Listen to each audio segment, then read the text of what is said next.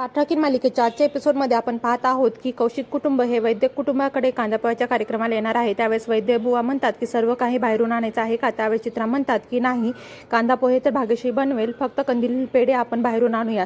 त्यावेळेस चित्रा म्हणतात की कौस्तुभला बोलवा, तो घेऊन येईल।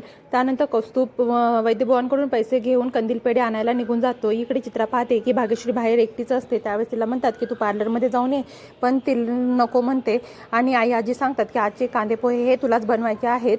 त्यानंतर इकडे चित्रा सांगते की मुलीच्या जातीला सर्व काही यायला पाहिजे। इकडं सगळेजण घराची तयारी करत असतात। तेवढ्यामध्ये तिकडे प्राजक्ता येते, पण प्राजक्ताला नोकरी मिळाली नसती, त्यामुळे ती खूप उदास असते। ते सर्व बाहेर विसरून ती नवरी मुलगी तयार झाली का असं म्हणत घरामध्ये येते। त्यावेळेस भाग्यश्री तिचीच वाट पाहत असते असं सांगते। त्यावेळेस चित्रा म्हणतात की आजचा दिवस तरी भाग्यश्रीची तू पाठ सोड। त्यानंतर इकडं तृप्ती म्हणते की लवकर लवकर आपल्याला आवरायला हवं, कारण की एवढ्यात नवऱ्या मुलाकडचे लोक येतील। त्यानंतर इकडं भाग्यश्री म्हणते प्राजक्ता तू मला लवकर तयार कर। इकडं वैद्यबुवा म्हणतात की तुझ्या नोकरीचं काय झालं। त्यावेळेस प्राजक्ता म्हणते की कळवतील, आणखीन काहीही सांगितलेलं नाहीये।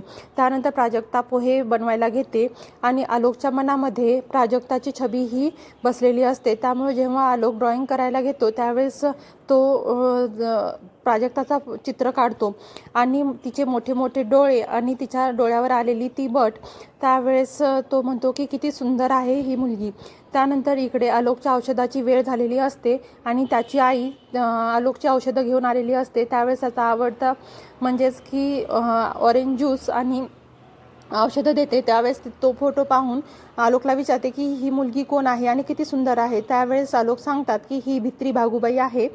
आणि इकडे सगळेजण तयारीला असताना तृप्ती प्राजक्ताचा फोन उचलते। त्यावेळेस कौशिकचा फोन आलेला असतो आणि तो तृप्ती उचलून प्राजक्ताला न देता भाग्यश्रीला देते आणि कौशिक भाग्यश्रीशी बोलतो की मला तू कॉलेजमध्ये असतानापासून आवडत होतीस आणि तिला आय लव्ह यू ही म्हणतो, आणि हे एवढं सगळं लवकर होईल असं मला कधी वाटलं नव्हतं, आणि तो खूप खुश आहे असंही सांगतो। आणि तेवढ्यामध्ये आई आजी येतात आणि भाग्यश्रीला तिथून घेऊन जातात आणि फोन चालूच असतो। त्यावेळेस हे सर्व चित्रा पाहत असते आणि तृप्तीच्या लक्षात येतो की इकडे फोन चालूच आहे आणि तिकडून कौशिक हॅलो हॅलो असंच बोलत आहे। त्यानंतर इकडे तृप्ती फोन उचलते आणि प्राजक्ताचा आवाज काढून म्हणते की हां बोला। त्यावेळेस कौशिक म्हणतो की माझा आवडता रंग लाल आहे आणि तू लाल कलरचा ड्रेस घालून ये।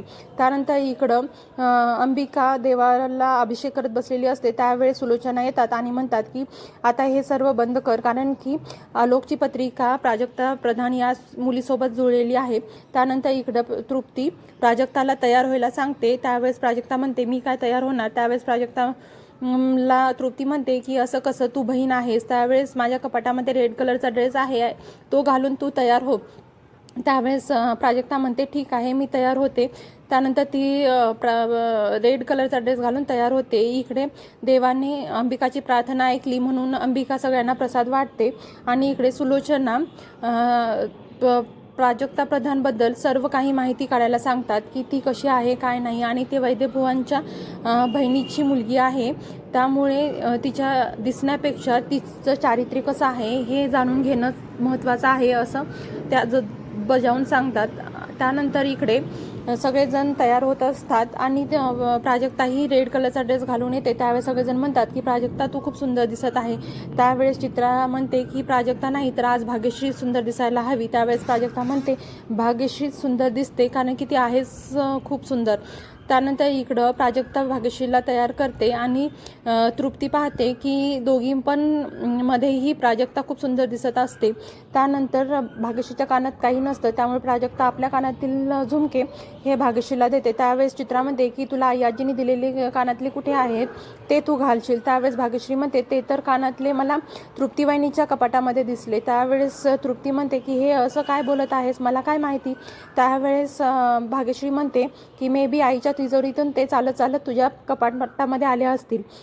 त्यानंतर इकडे ट्विटरच्या इंटरव्ह्यू झाल्यानंतर ती घरात येते। त्यावेळेस अंबिका म्हणते की तू थकून आलीस, त्यामुळं चित्राला बोलवते आणि तिला पाणी द्यायला सांग